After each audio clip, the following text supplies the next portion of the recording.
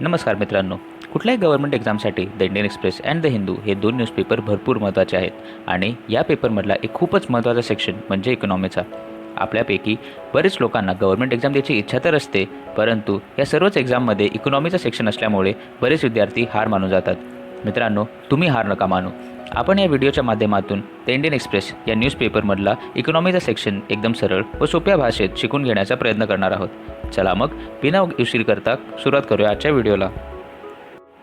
तर आजच्या या व्हिडिओमध्ये आपण काय बघणार आहोत बरं, तर हे जे 7 इम्पॉर्टंट टॉपिक्स आहेत आपण त्याच्यावर चर्चा करू. आपण बघू ECLGS काय आहे, PNGRB काय आहे, बोर्सेसचं मिनिंग काय असतं, FC कोहली कोण होते आणि त्यांच्याबद्दल काय न्यूज आहे, कॅपिटल अकाउंट कन्व्हर्टेबिलिटी काय आहे, NPC आहे जे आपण UPI पेमेंट वगैरे करतो त्याच्याचं आणि NPCचं काय रिलेशन आहे, रिइन्व्हेस्ट एक एक्झिबिशन आहे जो आता सध्या चालू आहे तर त्याचं काय आहे आणि त्याचं कसं इंडिया त्याच्या पुट फॉरवर्ड करते, ती कुठली मिनिस्ट्री आहे आणि त्यालाच प्रोडक्शन लिंक्ड इन्सेंटिव्ह स्कीमवर कसं जॉईन केलेलं आहे, आपण त्या सगळ्यावर नक्कीच चर्चा करू आज. तर चला हे सगळं स्टार्ट करण्याच्या अगोदर बघूया की आजचा इकॉनॉमीचा पेज कसा दिसतोय. त्याचा इकॉनॉमीचा पेज जर तुम्ही व्हर्च्युअल फॉर्मॅट किंवा जर ॲक्च्युअल जरी तुमच्याकडे पेपर असेल तर असा दिसत असेल. यात टोटल 12 न्यूज आहेत जे इकॉनॉमीशी रिलेटेड कवर केलेले आहेत, पण ह्या सगळ्यांपैकी आपण फक्त हे 7च पॉईंट्स कवर करणार आहोत. बाकीचे पण आहेत त्याच्यात दिलेले, पण ते कमर्शियल न्यूज आहेत आणि ते आपल्याला डायरेक्ट एक्झामशी काही रिलेशन नाही त्यांचं, म्हणून त्यांच्यात वाचण्यात एवढं काही पॉईंट नाही. तर म्हणून आपण ह्यांच्यावरच फोकस ठेवू. जर तुम्हाला वाचायचं असेल तर तुम्ही नक्कीच वाचू शकता आणि ते तुम्ही अपडेट राहू शकता स्वतःचं. ओके, तर मग सगळ्यात पहिला जो आपला टॉपिक आहे तो आहे ECLGSचा. तर ECLGSचा फुल फॉर्म आहे इकडे दिलेला, emergency credit line guarantee scheme. Okay, तर हे काय इमर्जन्सीमध्ये क्रेडिट प्रोव्हाइड करतं आणि गॅरंटीड प्रोव्हाइड करतं. ठीक आहे, हे कधी लॉन्च केलेलं बरं, जर असं जर विचारलं तुम्हाला तर ते आपण सांगू की मे 2020. का? पॅन्डेमिकच्या मध्ये. तर काय होतं ते आपले बरेच लघु उद्योग होते, स्मॉल बिझनेसेस होते, त्या लोकांना त्यांचे ऑपरेशनल लायबिलिटीज जे होत्या त्यांना पेमेंट करायला भेटत नव्हतं. तर मग आता कारण की त्यांचं जर प्रोडक्शनच होत नसेल, तुम्ही काय सेलच नाही करू शकणार, तुमचा इन्कमच नाही होणार. म्हणूनच काय केलं त्या गव्हर्नमेंटने काय डिसाईड केलं की आपण ECLGSच्या थ्रू त्यांचे जे पण क्रेडिट आहे, जे पण लोन आहे ते गॅरंटीड आपण सांगू की हां तुम्ही टेन्शन न घेऊ, आम्ही त्याला कवर केलेले. ओके, तर ते स्मॉल बिझनेसेससाठी होतं तेव्हा. आता ते त्यांनी हळूहळू एक्सपांड करून मोठ्या मोठ्या बिझनेसना पण द्यायला सुरुवात केलेली आहे. तर तसा एक आहे गोष्ट. तर हे जे आहे ECLGS तर आजच म्हणजे काल बघायला गेलं तर 27 सेक्टर्सनं ते एक्सटेंड केलेलं आहे आणि कुठल्या पॅनलने रिकमेंड केलेलं? कामत पॅनलने. ओके, हे एक इम्पॉर्टंट पॉईंट आहे, तुम्ही लक्षात ठेवू शकता. तर मे 2020मध्ये लॉन्च झालेलं आणि आत्मनिर्भर पॅकेजचा पार्ट होता. ओके, स्मॉल बिझनेसेससाठी आपण ते बोललो. आणि हे काय करतं, here it provides guaranteed emergency credit line facility. Okay, guaranteed भेटेल तुम्हाला क्रेडिट लाईन. ओके, आता अजून थोडं बघूया की गॅरंटीड क्रेडिट लाईन फॅसिलिटी काय.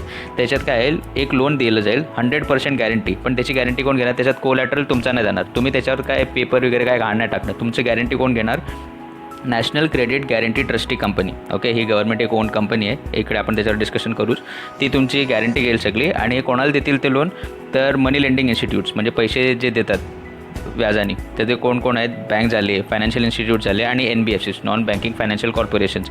या सगळ्यांना 100% गॅरंटी कवर करून घेईल. कोण? National credit guarantee trustee company. Okay, तरी कधी फॉर्म झालेली? 2014मध्ये. आणि ही एक कंपनीज ॲक्ट 1956मध्ये रजिस्टर्ड कंपनी आहे. तर ही कुठल्या मिनिस्ट्रीकडे? ऑब्वियसली पैशाशी रिलेटेड आहे, तर मिनिस्ट्री ऑफ फायनान्स आणि ते डिपार्टमेंट ऑफ फायनान्शियल सर्व्हिसेस या डिपार्टमेंटच्या अंतर्गत आहे. Okay, government of इंडियाकडे.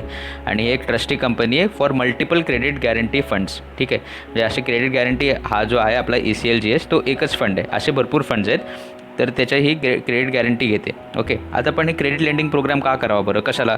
तर मग काय करतं, they are design to share the lending risk of the lender and in turn facilitate process or access to finance for borrowers. Okay, म्हणजे जर एक बँक कोणाला पैसे देते, ओके, आणि तो जर पैसा ज्यांनी घेतला आहे तो पडून गेला, मग ते आणि त्यांनी कोलॅटरल पण काय दिला नव्हता किंवा जर त्याची तेवढी कॅपॅसिटी सध्या नव्हती पण तो नंतर देऊ शकतो, तर मग या हिशोबाने त्यांनी बँकनी त्या माणसाला पैसे दिले पाहिजेत की नाही. तर ह्या हिशोबाने जर ते ही जी म्हणजे अडचण होत होती तर ती ECLGSच्या थ्रू किंवा क्रेडिट लेंडिंग प्रोग्राम्सच्या थ्रू हा जो प्रॉब्लेम असतो आपण सॉल्व्ह करून घेतो. तर हे होतं पूर्ण ECLGSबद्दल.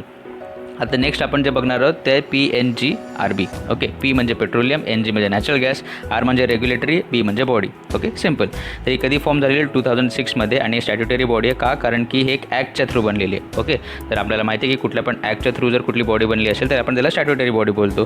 तर PNGRB ॲक्ट होता जो 2006मध्ये पास केलेला आणि म्हणून ही स्टॅट्युटरी बॉडी आहे. तर ही काय करते, ही इंटरेस्ट प्रोटेक्ट करते कोणाकोणाचं? कन्झ्युमरचं, जे पण आपण नॅचरल गॅस घेतो किंवा आपण जाऊन पेट्रोल पंपवर पेट्रोल किंवा डिझेल भरतो, तर मग आपल्या जे कस्टमर्स आहोत आणि सेकंडली कोणाचं आणि जे एंटिटीज आहेत, जे ONGC झाली, ऑल इंडिया कॉर्पोरेशन झालं किंवा BPCL झालं, हे सगळे जे एंटिटीज आहेत जे ऑइलशी रिलेटेड काय काम करतात, पेट्रोलियम आणि नॅचरल गॅसशी रिलेटेड काय काम करतात, तर त्या लोकांचे आणि आपले कस्टमर्स या दोघांचे इंटरेस्ट काय करते, प्रोटेक्ट करते. कशापासून?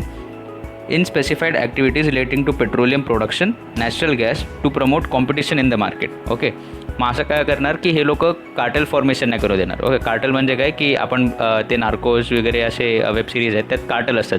ठीक आहे, तर कार्टेल म्हणजे काय की थोडेच लोक सगळंच कंट्रोल करणार. ओके, तसं नाही आपल्याला करायचं. आपण काय कॉम्पिटेटिव्ह मार्केट पाहिजे की पब्लिक सेक्टर पण आहे, प्रायव्हेट सेक्टर पण आहे, सगळे लोक असं प्राईस ठेवतात की कस्टमरचा फायदा होतो त्याच्यात आणि सगळे लोक मोनोपोली नाही करत आहे कोण. ओके, तर म्हणून काय करणार, कॉम्पिटिशन असायला पाहिजे मार्केटमध्ये ज्याच्याने एकतर पब्लिकची किंवा प्रायव्हेट सेक्टर कंपनीजची मोनोपोली नाही होत. त्याच्यासाठी आपण काय बनवलेलं, PNGRB. ओके, तर मग PNGRB करते काय, तर मग ते it looks after refining, processing, storage, transportation, distribution, marketing and sales of petroleum products and natural gas. तर हे सगळ्या ज्या गोष्टी आहेत त्यांच्यावर रेग्युलेशन करेल PNGRB. पण हे काय करेल हे आपल्याला माहिती आहे, पण जर काय करायचे आणि काय नाही करायचे हे दोन्ही आपल्याला गोष्टी माहिती असायला पाहिजे. ओके, तर ह्याच्यात सेकंड पॉईंट जो आहे की it does not include production of crude oil and natural gas. म्हणजे काय, जर प्रोड्यूस करायचे काय, जर तुम्हाला कुठे जाऊन मायनिंग करायची आहे त्या पेट्रोल किंवा नॅचरल गॅससाठी, तर ते रेग्युलेट नाही करणार PNGRB. तर ते काय रेग्युलेट करेल की एकदा तिकडनं तेल निघून आलं, तिकडनं गॅस आला, तर त्याची रिफायनिंग झाली, त्याची प्रोसेसिंग झाली, त्याला स्टोअर कसं करायचं, त्याला ट्रान्सपोर्ट कसं करायचं, डिस्ट्रीब्यूट आणि मार्केट कसं करायचं, तर ते सगळं PNGRB बघेल. आणि हे का बनवलेलं आपण, तर आपल्या गव्हर्नमेंटचा हा विजन आहे की आपल्याला इंडियाला क्रूड ऑइलवर कमी रिलायंट ठेवायचे आणि आपल्याला नॅचरल गॅसकडे जायचे. We have to make a gas based economy. Sorry, चुकून डबल रिपीट झालं इकडे. आणि आपलं गॅस डिपेंडन्सी वाढवायची आपल्याला 6% जे आता आहे ते पासून घेऊन जायचे आपल्याला 15%, म्हणजे मोर दॅन डबल करायचे आपल्याला. ओके, 2030पर्यंत, which is a fair deal आणि होऊ शकतं. ओके, आणि हे का होतं न्यूजमध्ये, तर PNGRBने जे काय बोलतात त्याला गॅस पाईपलाईन जे आहेत त्याचे जे टॅरिफ्स लागतात, टॅरिफ म्हणजे टॅक्स जे लागतात, त्याला अजून अफोर्डेबल बनवले. आणि ह्याच्यातनी आपण बघू की येणाऱ्या टाईममध्ये गॅसचे पाईपलाईन पण भरपूर आपल्याला दिसतील. ओके, तर नेक्स्ट जे आहे भरपूर छोटासा टॉपिक आहे, बोर्सेस. तर काल आपण लक्ष्मी विलास बँकबद्दल बोललेलो, तर त्याच्यातच बोर्सेस आज त्याची थोडा एक अपडेट आला आहे. तर बोर्सेस काय असतं, हा जर तुम्हाला प्रश्न आला तर भरपूर सोपं आहे, जास्त काय नाही. जर स्टॉक मार्केट एक आहे, ओके, आणि पण तो एक नॉन इंग्लिश स्पीकिंग कंट्रीमध्ये, तर त्याला आपण काय बोलणार, बोर्सेस. ओके, आता इंडियामध्ये जर बघितलं तर मेजॉरिटी हिंदी स्पीकिंग पीपल आहेत, मग आपण नॉन इंग्लिश स्पीकिंग पीपल झालो, राईट. तर कंट्री पण तशी झाली. तर म्हणून आपल्या इकडच्या स्टॉक मार्केटला आपण काय बोलू शकतो, स्टॉक मार्केट तर नक्कीच बोलतो, बोर्सेस पण बोलू शकतो. ओके, हेच एक न्यूज होती. ओके, त्यानंतर आहेत पुढे FC कोहली. तर हे FC कोहली जे आहेत ते father of Indian IT industry बोलले जातात आणि त्यांचा कालच निधन झालं. तर त्यांना फादर ऑफ IT इंडस्ट्री का बोलतात इंडियाचे, कारण की ते जेव्हा इंडियामध्ये सॉफ्टवेअर किंवा IT जेव्हा बूम झालं नव्हतं तेव्हाच TCS नावाची जी कंपनी होती, टाटा कन्सल्टन्सी सर्व्हिसेस, जी पहिले मॅनेजमेंट कन्सल्टन्सी त्याच्यानंतर सॉफ्टवेअरमध्ये उतरली, तर त्याचे हे CEO होते पहिले आणि त्यांनी एक भरपूर इम्पॉर्टंट रोल प्ले केलेला या ट्रान्सफॉर्मेशनमध्ये, त्या मॅनेजमेंटपासून सॉफ्टवेअर इंडस्ट्रीमध्ये येणारा. आणि ते TCS मार्केट लीडर होतं आणि आता पण आहेच सॉफ्टवेअर डेव्हलपमेंटमध्ये. ओके, नेक्स्ट पॉईंट बघूया. आणि हा पॉईंट इम्पॉर्टंट आहे कारण की जर तुम्ही कुठले बँक एक्झाम्स किंवा जर MPSC वगैरे देत असाल तर मग त्या लोकांना असे इम्पॉर्टंट पर्सनॅलिटीजबद्दल विचारायची भरपूर सवय असते. तर मग हे तर father of Indian IT industry बोलतो, तर हे भरपूर इम्पॉर्टंट होतं त्या हिशोबाने. आता नेक्स्ट टॉपिक जे आपण बघणार आहोत ते आहे की व्हॉट इज कॅपिटल अकाउंट कन्व्हर्टिबिलिटी. भरपूर सोपा टॉपिक आहे, इकॉनॉमिक्समध्ये भरपूर सारख्या वेळा तुम्ही ऐकाल. पण काय आहे कॅपिटल अकाउंट कन्व्हर्टिबिलिटी, तर तुम्ही विचार करा की 2 लोक आहेत, तुम्ही इंडियामध्ये राहत आहे आणि तुमचा दुसरा मित्र आहे तो अमेरिकामध्ये राहतो. ठीक आहे, तर तुम्हाला इंडियन रुपीमध्ये त्याला पैसे पाठवायचे अमेरिकामध्ये आणि तोच परत थोड्या दिवसांनी तुम्हाला तो परत पैसे देणार आहे. ओके, तर हा ट्रान्झॅक्शन जर तुम्हाला करायचा असेल तर मग सोपं आहे ना. तर मग तुम्ही काय कराल की इकडनं $100 पाठवाल, तिकडे त्याला $1.5 काहीतरी भेटतील, राईट. सिम्पल आहे. पण हे छोट्या लेवलवर ट्रान्झॅक्शन झालं. पण जर कोणाला इन्व्हेस्टमेंट करायची इंडियामध्ये की भरपूर मोठ्या अमाऊंटमध्ये पैसा टाकायचा आहे, FDI वगैरे जर टाकायचे की तुम्हाला 100 करोड रुपये इंडियामध्ये टाकायचे आहेत आणि 50 करोड रुपये तुम्हाला समजा न्यूझीलंडमध्ये टाकायचे आहेत, तर मग एवढा इम्पॉर्टंट आणि एवढा मोठा अमाऊंट आहे आणि ते डेव्हलपमेंटसाठी जर आपण वापरणार आहोत तर मग त्याची कन्व्हर्टिबिलिटी कशी असायला पाहिजे, तर त्याच्याबद्दल असे डिस्कशन आहे. तर in simple words it is the convertibility of local currency म्हणजे Indian rupee to a foreign currency. आपण डॉलर पकडू, जे इंडियन रुपी डॉलरमध्ये किती इझिली कन्वर्ट होऊ शकतो आणि तोच डॉलर इंडियामध्ये इंडियन रुपीमध्ये किती लगेच कन्वर्ट होऊ शकतो, त्याच्या कॅपिटल अकाउंट कन्व्हर्टिबिलिटी. असं सेम प्रोसिजर आहे करंट अकाउंट कन्व्हर्टिबिलिटीचा पण. तर करंट अकाउंट आणि कॅपिटल अकाउंटचा एवढाच फरक आहे की करंट अकाउंट जे आपण जसं पहिले एक्झाम्पल घेतला, मित्राला ट्रान्सफर करतोय इंडियामधून, आपण अमेरिकामधल्या एका मित्राला पैसे ट्रान्सफर करतो आहे करंट अकाउंटवर, छोट्या लेवलवर आपण करतो आहे आणि पर्सनल कॅपॅसिटीमध्ये करतो आहे. ठीक आहे, तर त्याच्यात आपण इंडियामध्ये फुल करंट अकाउंट कन्व्हर्टिबिलिटी आहे. ठीक आहे, म्हणजे तुम्ही जर 100 रुपये दिले, तुम्ही 100 रुपये परत घेऊ पण शकता, तसं काही प्रॉब्लेम नाही. पण जर कॅपिटल अकाउंटमध्ये बघितलं तर कॅपिटल अकाउंटमध्ये इन्व्हेस्टमेंट हा एक भरपूर इम्पॉर्टंट पॉईंट आहे. आणि आपण जर बघितलं की जर इन्व्हेस्टर्सना वाटलं की नाही इकडे पुढे काहीतरी प्रॉब्लेम होणार, तर ते लोक सगळाच पैसा एकसाथ काढून घेतील आणि इकॉनॉमी फटकन पडते, राईट. तर ते न होण्याकरता आपण काय करतो, कॅपिटल अकाउंट कन्व्हर्टिबिलिटीमध्ये अजून आपण फुल कन्व्हर्टिबिलिटी नाही दिली आहे. म्हणजे तुम्ही जर इन्व्हेस्ट करताय, तुम्ही 50-100 करोड जे पण इन्व्हेस्ट केले असेल बाहेरच्या कुठल्या व्यक्तीने इंडियामध्ये किंवा इंडियाच्या व्यक्तीने बाहेर, तर त्याला जर ट्रान्झॅक्शन करून जर परत ते पैसे घेत असतील तर त्यांना लगेच ते करता नाही येणार. म्हणून ते लोक ते हेजिटेट करून ते लगेच काढणार नाहीत पैसे. ओके, म्हणून ते असं रश करून जप असा सगळा पैसा नाही निघणार. ओके, तर मग कॅपिटल अकाउंट कन्व्हर्टिबिलिटी आपल्याकडे फुल कॅपिटल अकाउंट कन्व्हर्टिबिलिटी नाही आहे, पण आपण त्या प्रोसेसमध्ये जातो आहे की फुल कॅपिटल अकाउंट कन्व्हर्टिबिलिटी देईल. आणि हे कोणी रिकमेंड केलेलं, SS तारापूरवाला ह्यांची एक कमिटी होती, त्यांनी रिकमेंड केलेलं की इंडियामध्ये पण हळूहळू ग्रॅज्युअली आपण कॅपिटल अकाउंट कन्व्हर्टिबिलिटी फुल लेवलला ठेवायला पाहिजे. ओके, नेक्स्ट जे आहे NPCI, national payments corporation of India. Okay, भरपूर चांगली बॉडी आहे आणि एक नॉट फॉर प्रॉफिट कन्सर्न आहे, जी सेक्शन 8 कंपनीज ॲक्टमध्ये रजिस्टर्ड आहे. आणि ह्याला 2008मध्ये RBI आणि इंडियन बँकिंग असोसिएशननी मिळून payments and settlement system act 2007च्या अंतर्गत बनवलेलं, म्हणून स्टॅट्युटरी बॉडी ऑब्वियसली.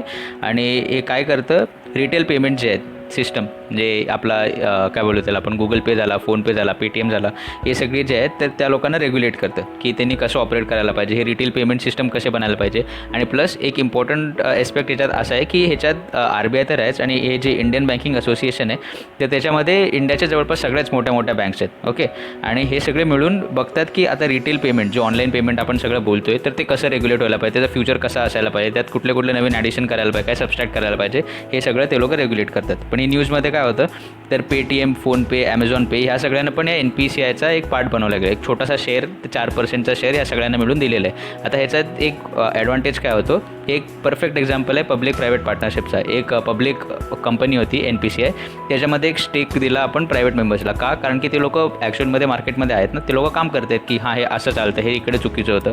मग ते जो फील्ड नॉलेज जो आपण बोलतो, जो एक्सपिरियन्स जे बोलतो, जे या सगळ्या कंपनीजकडे आहे, तर ते NPCI यूज करेल. आणि पुढे जे त्यांचे NPCIचे प्रोडक्ट्स आपण बघू ते भरपूरच काय बोलतो त्याला, कॉम्पिटेटिव्ह आणि भरपूर हाय क्वालिटी असतील. तर आता एक्झिस्टिंग प्रोडक्ट्स कुठले आहेत, तर रुपे कार्ड आपण जेव्हा बघतो, पहिले फक्त मास्टर कार्ड किंवा विजाचे चेंजेस कार्ड यायचे, तर तसेच आजकाल रुपे कार्ड पण येतात, तर ते पण एक चालू केलेलं आहे. आता रुपे कार्डलाच जर आपण थोडं अजून मॉडिफाय केलं तर त्याचं येतं नॅशनल कॉमन मोबिलिटी कार्ड.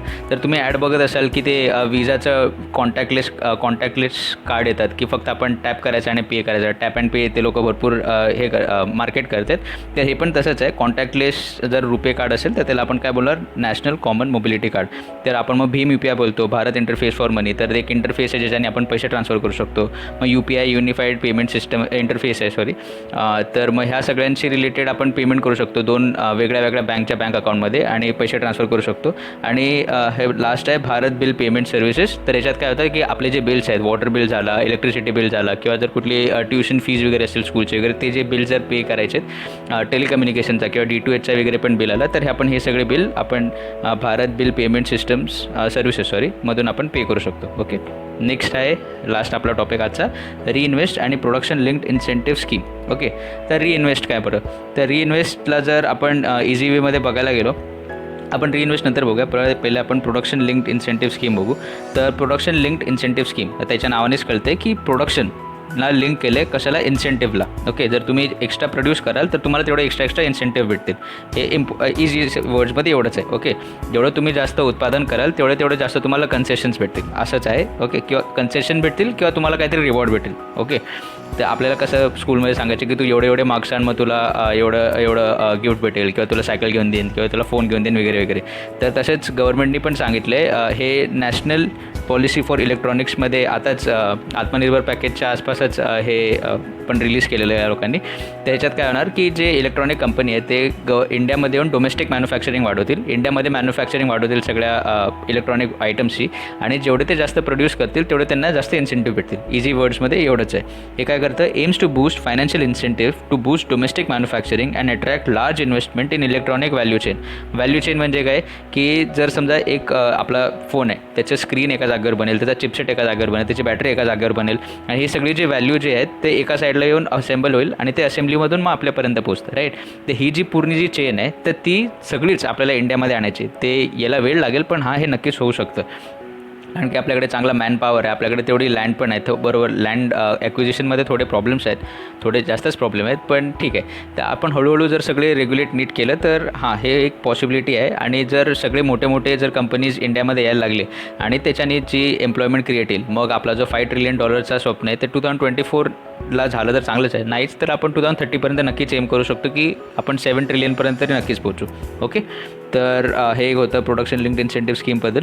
तर हे कसे इन्सेंटिव्ह देणार आहेत की 4 to 6% इन्सेंटिव्स देतील की जेवढे सेल वाढेल त्याच्यावर, त्या इलेक्ट्रॉनिक आयटम्सचा. ओके, ही किती वर्षासाठी होती, 2019 to 2020ला बेस इयर पकडून 5 इयर्ससाठी ही स्कीम लॉन्च केलेली होती. आणि हिला इम्प्लिमेंट कोण करणार, तर प्रोजेक्ट मॅनेजमेंट एजन्सी ही एक एजन्सी आहे कोणाची, ministry of electronics and information information technology, माहिती आपण बोलतो त्याला, त्याचीच एक एजन्सी आहे प्रोजेक्ट मॅनेजमेंट एजन्सी, जे ही त्याला इम्प्लिमेंट करेल. ओके, 5 इयर्ससाठी 2019 पासून 2020पर्यंत. ओके, आता आपण जाऊया लास्ट सेक्शनकडे, लास्ट टॉपिकच्या, रिइन्व्हेस्ट म्हणजे काय, renewable energy investment meeting and expo. Okay, म्हणजे काय एक एक्झिबिशनच आहे जे नॉर्मली दिल्लीमध्ये होतो, तर पण यावेळी कोविडच्यामुळे आपण त्याला कुठे गेले, व्हर्च्युअल फॉर्मॅटमध्ये करतो आहे. आणि हे कोण गाईड करतं किंवा कोण सांगतं की हे असं करायला पाहिजे आपल्याला, तर ऑब्व्हियसली रिन्युएबल एनर्जीबद्दल आहे. तर आपल्याकडे एक मिनिस्ट्री आहे त्यासाठी, ministry of new and renewable energy. तर ही त्याच्या गायडन्स प्रोव्हाइड करते. एजेस म्हणजेच गायडन्स प्रोव्हाइड करणं, गायडन्स प्रोव्हाइड करते ऑर्गनायझर्सला की कसं असायला पाहिजे, कुठले कुठले स्पीकर्स येतील. तर हे सगळं ministry of new and renewable energy बघते. तर या वर्षीच्या रिइन्व्हेस्टची थीम होती innovation for sustainable energy transportation. Okay, ट्रान्सपोर्टेशनला पण आपल्याला भरपूर चांगल्यापणे इलेक्ट्रिकल बस येतात, बॅटरी रन बस येतात, लिथियम आयन्स बॅटरी. आजकाल एकदा IIT मद्रासमध्ये आयन बेस्ड बॅटरी बनवली लिथियम आयनच्या जागेवर. तर अशा सगळ्या गोष्टी आहेत जे आपण प्रमोट करायला पाहिजे, आपण एक्झिबिट करायला पाहिजे की इंडियामध्ये ही कॅपॅसिटी आहे, तर तुम्ही येऊन इंडियामध्ये इन्व्हेस्ट करा. आणि इंडियामध्ये इन्व्हेस्टमेंट जर बघितली तर मागच्या 5-6 वर्षामध्ये भरपूर वाढली आहे, कमीत कमी रिन्युएबल एनर्जीच्या सेक्टरमध्ये तर नक्कीच वाढली आहे. तर ह्याच्यात पण जर आपण बघितलं गेलं तर इंडियाचा 5th पोझिशन आहे overall installed capacity of renewable एनर्जीमध्ये.